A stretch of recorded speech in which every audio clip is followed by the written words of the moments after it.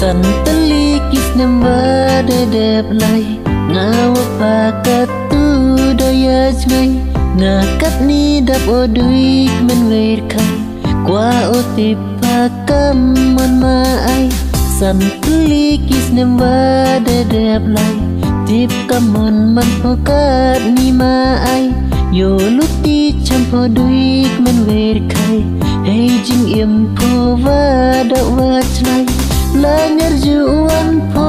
heyem po Jaite don hiya pawayo Capur tai das ngai keluti Nei bak wadat kut upendri Wam ya u kena iwi Ka nasib hi wam po ya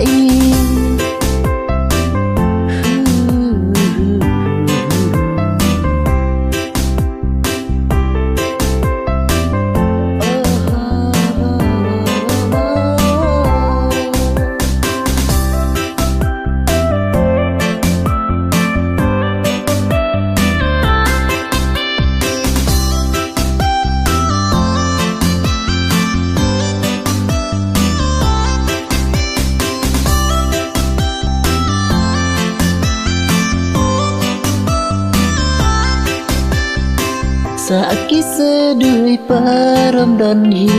Yaki por wadang em lang i Yo ukana param yakivi